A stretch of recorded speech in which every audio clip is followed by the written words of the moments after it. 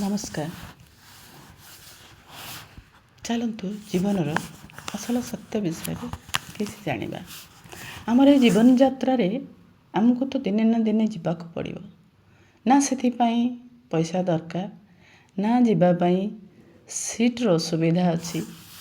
ଆଉ ସେଇ ସିଟ୍ ତ ସବୁବେଳେ କନଫର୍ମ। ସେଇଟାକୁ କିଏ ଆଗରୁ ହିଁ କନଫର୍ମ କରିକି ରଖିଛି।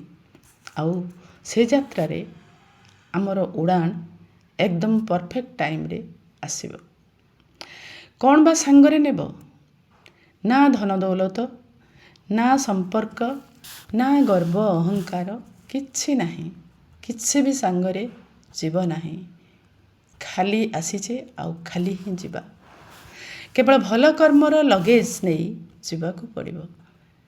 ତେଣୁ ମାନବତାର ରଙ୍ଗ ମାଖି ପ୍ରେମର ଝରଣା ବୁହାଇ ନିଜର ଯାତ୍ରାକୁ ବେଷ୍ଟ କରିବାର କଥା।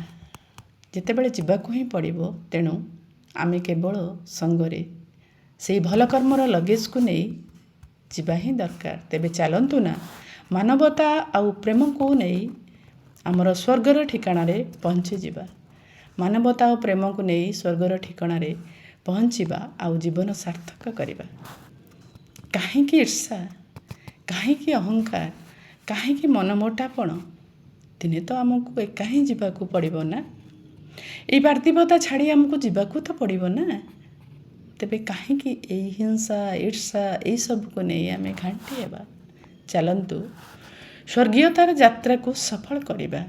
ସ୍ୱର୍ଗୀୟ ଯାତ୍ରା, ଅମୃତ ଯାତ୍ରା, ଯାହା ନିଶ୍ଚିତ, ଯାହାକୁ କେହି ବି ବଦଳାଇ ପାରିବେନି, ତାକୁ ହିଁ ସଫଳ କରିବା ଆମ କର୍ମର ସ୍ପର୍ଶ ଦେଇ। ନା କ'ଣ କହୁଛନ୍ତି?